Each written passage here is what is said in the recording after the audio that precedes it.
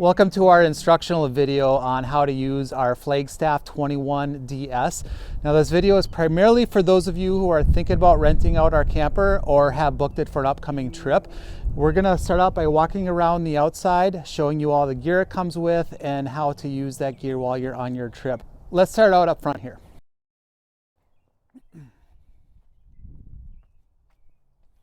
Okay, so when it comes to hitching up, we provide the hitch and the weight distribution system for the rig. All we need from you is to measure the receiver, get your vehicle on level ground and measure the receiver from the top of the receiver to the ground, and then we will adjust our hitch and ball accordingly. We'll walk you through how it works when you get here, but in advance, I do have a video on how to set this up, and you can link to that in the description of this video, or you can go to our website and that video will be there as well. The RV does come with 2 propane tanks, and they have an auto switchover regulator. So basically both tanks will be on. When one tank is empty, it'll automatically switch over. Bottom line is you shouldn't have to worry about the propane tanks at all. We'll take care of that for you. It does have a power tongue jack with a built-in light also. All right, if we move over to the front here, let's go over all the gear that comes with the rental. And all this gear is going to be in random storage compartments that we'll show you during the walkthrough. And each storage compartment is labeled as to what gear is in it also. So the rental will come with 2 chairs. Obviously you have your outdoor rug here. We do provide a little tool kit with some basic tools. One thing I do want to point out that it comes with, this is a drill adapter. Bring a power drill with you. You use this to put up and down the stabilizer jacks. That'll save you a lot of time versus using the handheld crank that comes with it. And along with those, in this compartment here, I have these wooden blocks. These are pretty handy to put underneath the stabilizer jacks, because pretty much as these stabilizer jacks go down, they start to narrow. The wider you can keep these, the more stable your camper is going to be. So this just kind of helps with that, and every once in a while you get a real low spot on the campsite, and these can be handy for that.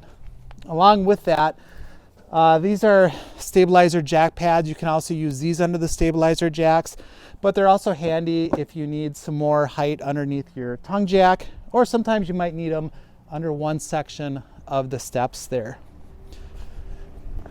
In the storage compartment, I have these storage bags here that are labeled. So fresh water equals blue hose. We have 2 25-foot flexible hoses. They come with a water pressure regulator. You have to use this because you can end up at a campsite that has extremely high water pressure, and that can do damage to the internal plumbing. So make sure you use this. So one thing to note with this, use this at the spigot. This should go at the spigot, not at the inlet to the RV. All right. Obviously we have our rubber wheel chocks. You're always going to want to put the wheel chocks in as soon as you get to your site and start the leveling process. This here is a 110 adapter. So this would go on the outside power source to the camper, and then you could plug it into a standard household outlet. Let's say you're using this at your driveway or at a cabin or something. Keep in mind that if you're using household power, it'll run everything in the camper, but not the air conditioning. You need a 220 source to run an air conditioner, or 30 amp at a campsite. All right, the main power cord for the camper, like I said, this is 30 amp, is in this bag here, but I also have an extension if you're at a goofy site and your power source is too far away. Outdoor garbage can here, and then I have 2 sewer hoses. This one is going to be kept in the bumper. I'll show you that in a second. And then that's a 15-foot section. This is a 10-foot extension in case your sewer port is too far away. The extension is going to be in the black water case here, along with this adapter. Basically, this connects onto here, and then that would go in the ground, your sewer port, and then that attaches to the camper. I'll bring that around to the sewer port on the camper and show you that in a second. Also in this black bag, you'll find the black tank rinse hose. Just remember, black hose, black water, all in one area. Let's talk about the levelers here. If you get to a campsite and it's very unlevel side to side, you're gonna wanna level the camper using these. So basically how these work, they come in this little carrying case here. You got two of these curved ramps. You put those behind the tires like this. And then what my wife and I like to do, we'll be on our cell phones. She'll hold the level like this and then just have me back up until the camper's level. The camper will rock and get cradled into these levelers, and then you just put the red chalk in like that and you're good to go.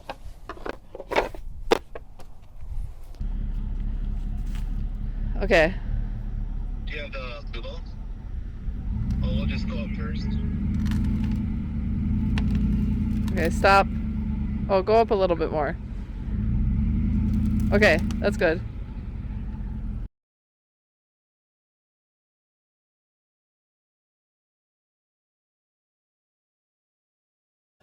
Okay, we're at the back driver's side area of the RV here, and here's a couple connections that you need to know about. Number one is the city water connection. This is for if you have a campsite that has water. You just run the hose from the spigot into here, and then you would be using it just like you would in a house. The pressure from the spigot allows everything to work. You don't need to use the water pump if your site has water. Now, while we're talking about water, let's walk up to the front here. Let's say you are at a campground that does not have a water source, or you're boondocking. You can fill up the potable tank here, and basically this holds 52 gallons of water. And when you use this, you do have to go inside and turn the water pump on. So potable, use the water pump. City water, there's nothing else to worry about. Let's go back and talk about the sewer connections here. So you can see here, gray holding tank, sewer outlet connection. Both the gray water and the black water. Gray water is sink and shower, black is toilet. They both come out the same outlet, all right? So to dump the tanks, basically you're always gonna wanna keep both closed. And you can see here, there's a handle here that you pull out for the black on this side, and then there's a handle that you pull out on the gray on that side. Even if you have full hookups where you have a sewer outlet at your campsite, you still want to keep both closed. It's just going to drain better the more full the tanks are. Okay, dumping the black tank here. So the hose is here, and keep in mind this is just for demonstration. Normally I use gloves, and there will be gloves provided for you if you need them. So you have the cap here, take the cap off, and you can see it's pretty easy. You just line it up, twist it on, and then we have our little connector here. Okay, once your hose is connected, first thing you're gonna do is the black tank. So pull that black tank valve and just let it run. It might take 10 minutes depending on how full the tank is. It doesn't flush out as fast as you think it does.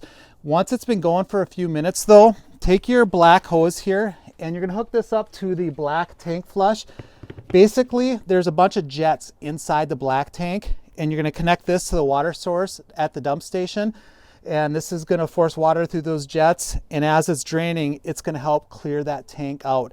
Once it starts to come clear through the pipe here, I'll go ahead and close this black tank valve with this connected and let it run for just a few minutes to kind of let that water build up a little bit. And then I'll open it again and let that water flow out. And then as that's starting to empty the black, then I'll pull the gray with the black still open, and then that gray water will help flush everything out. And then go ahead and shut the water off for your black tank rinse and just give it a few minutes until it starts to come down to a trickle.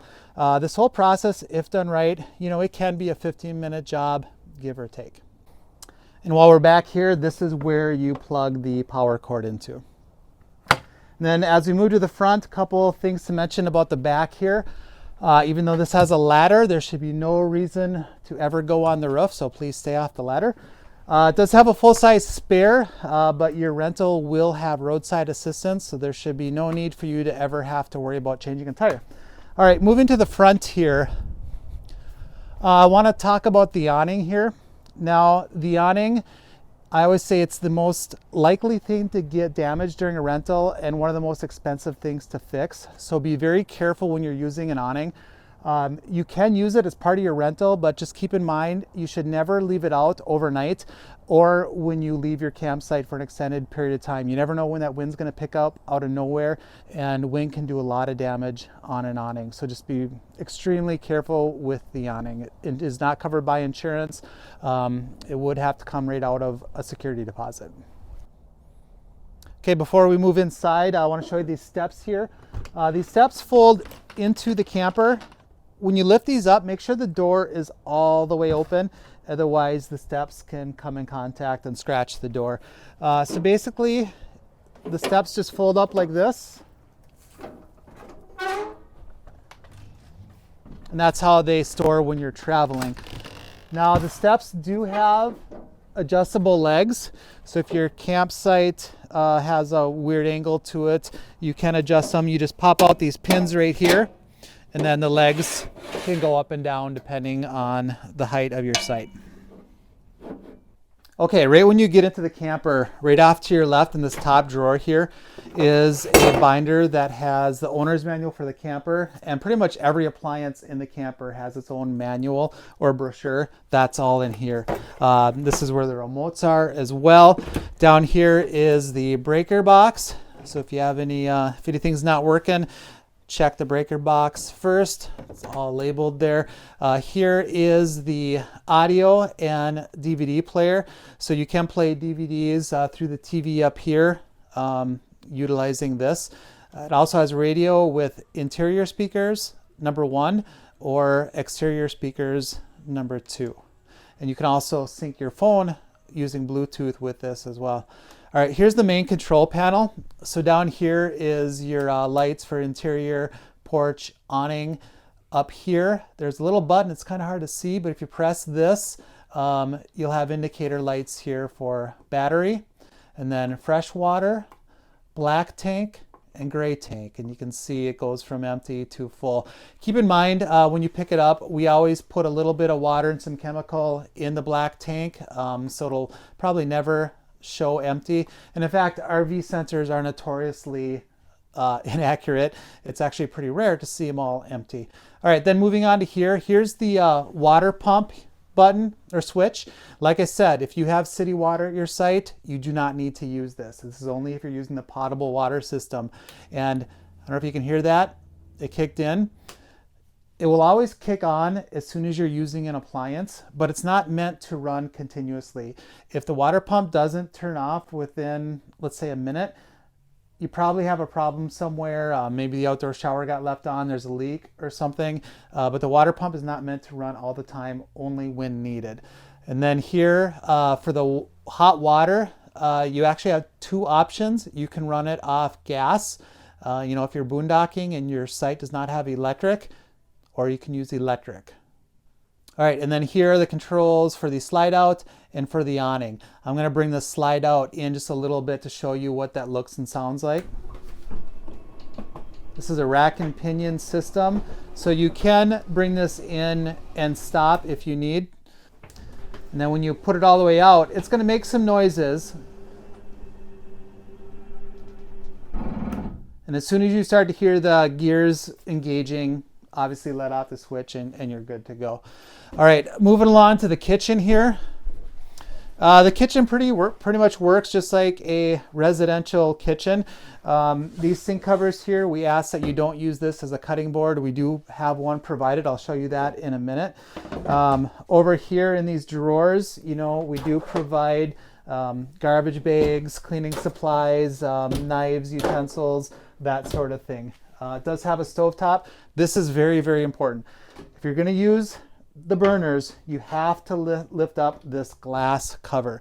This is not a glass top, stovetop type deal. It pretty much works like a residential stove here. So for the cooktop here, you switch it over to light, and then you have your igniter here. Just lights right up. Now for the oven here, it's kind of hard to see, but on the dial here, it says pilot. You switch over to pilot.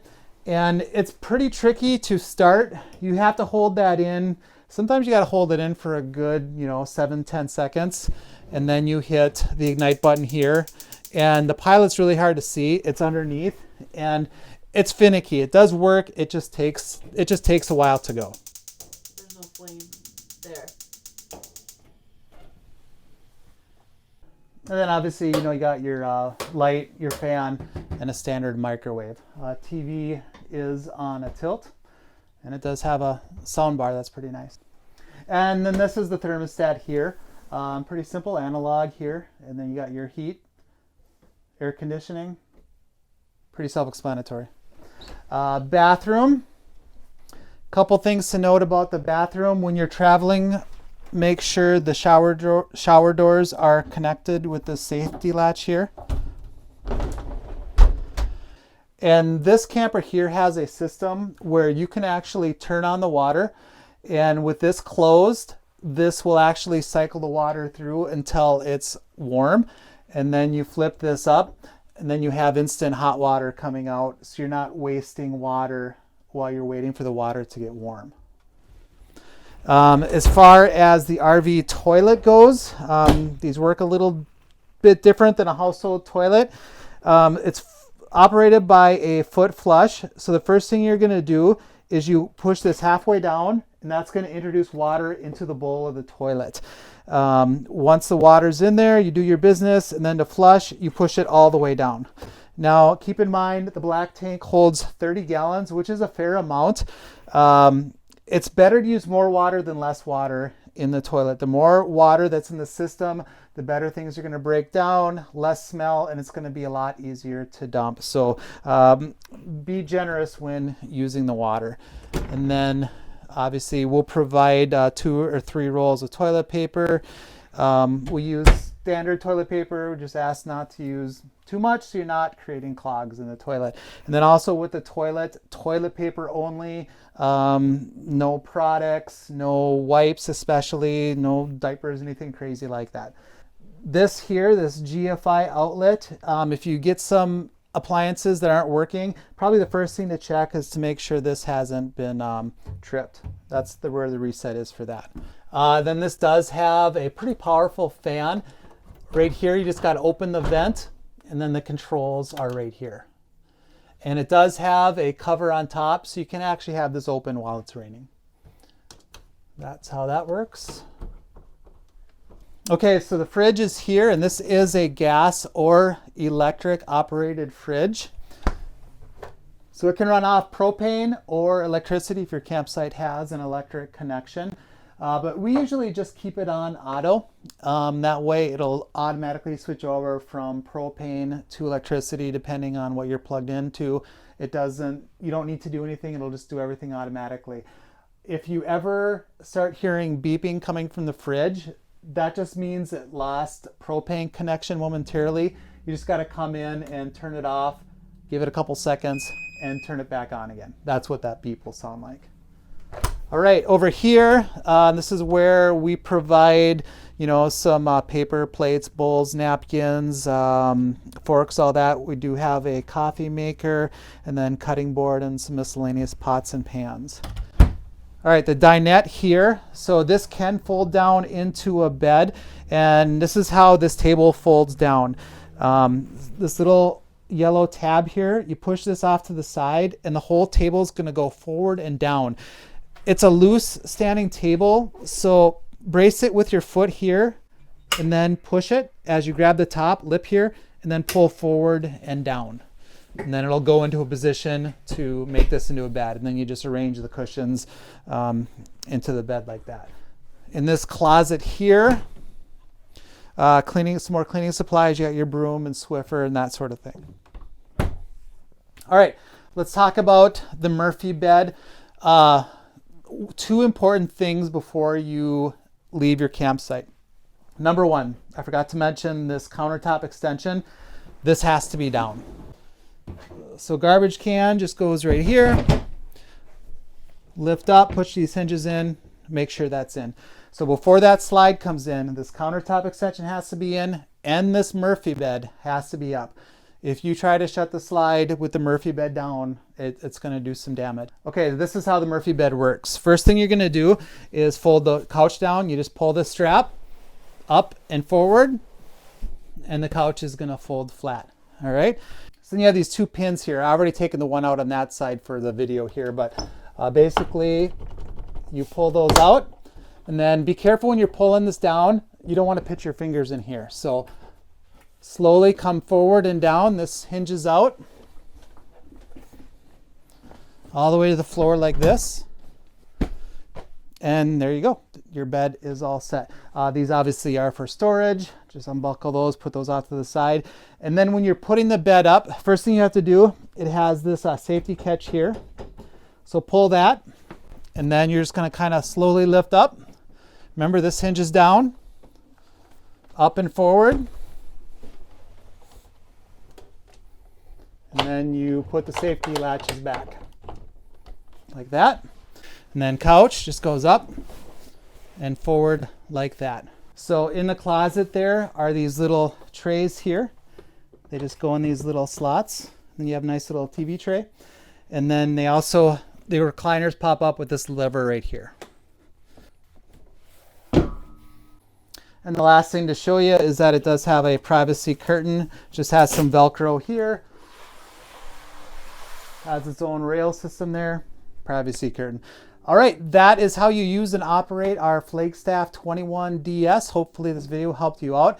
And while you're out on your trip, if you have any questions at all, feel free to call us at any time. Otherwise, thanks for watching and happy camping.